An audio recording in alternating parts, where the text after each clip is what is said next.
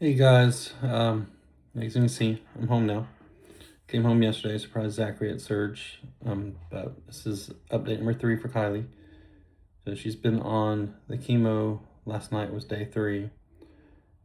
First 2 days she was completely fine, had no issues. She was actually dancing in her room at one point.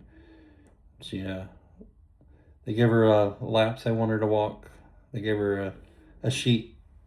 I call it a half marathon or marathon. I think it was 5Ks. What it actually was. The sheet 5K said try to do 54 laps. We want you to do 10 laps a day. Well, we ended up doing 50 of the laps in 2 days, and she was already 10 laps ahead for the next thing that we wanted to do. And she like speed walks them. I mean, the nurses were laughing, calling her a rock star because she's just doing amazing there. They talk about how every time they come in, she's fully awake. When they normally come in the mornings, they said it's a struggle to get the kids to wake up when the doctors want to talk to them and everything. Kai's bright-eyed, bushy-tailed, ready to go.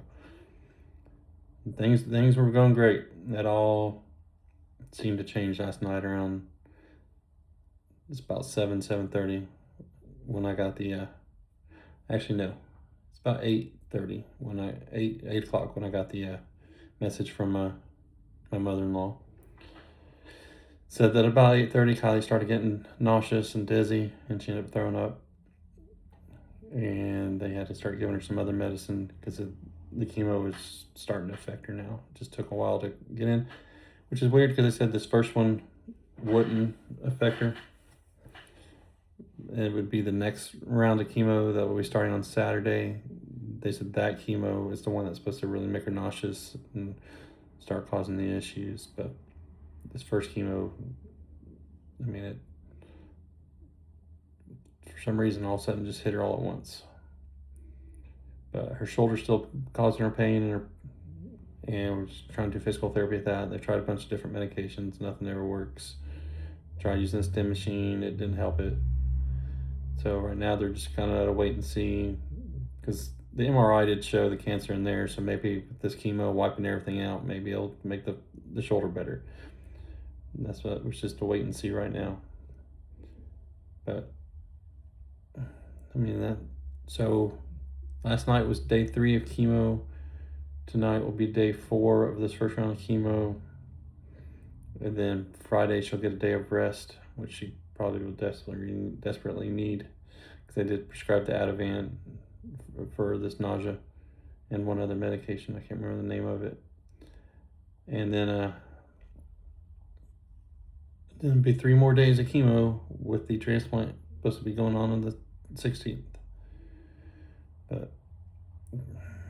But I think thankfully my mother-in-law was able to be there last night, and she'll be there tonight to give Katie and I some time together in this first week, because end of season spend some time with Zachary, because next week she's taking Zachary on vacation, and Katie and I won't be able to see each other much at all next week because I'll be at the hospital 4 days and Katie will be at the hospital 3 days.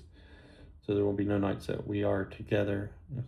Katie may said come up the night of the transplant, spend the night, but it's going to be pretty much done the same way as the chemo, so there's not a whole big point of that unless she just wants to be there. I just know that sleeping in the hospital is not being great on her back, so because that couch is uncomfortable to sleep on. But the important part is we got to get Kyleigh healthy and be there for her. She's got some great friends that's been FaceTiming her at Surge. Just want to shout out Alyssa Young. If you're watching this, you've been doing amazing for Kyleigh. You're such a great friend and support for her. They got the cardboard cutout Kyleigh there at Surge, and Alyssa FaceTime Kyleigh and took that thing everywhere. They were doing cheerleading with it. They had it at the baseball field. They took it to the bus to the middle school, just taking around there and getting pictures everywhere, just showing Kyleigh how much she's loved and missed. And that's really meant a lot to us and to her, to show us the support that she still has. Because she's isolated in one wing of a floor. She can't go anywhere, and it gets very boring there. And she's trying to keep her spirits up, but I can see how it's real easy to get down in there. And I mean, seeing those other kids walking around there occasionally, it can be very depressing.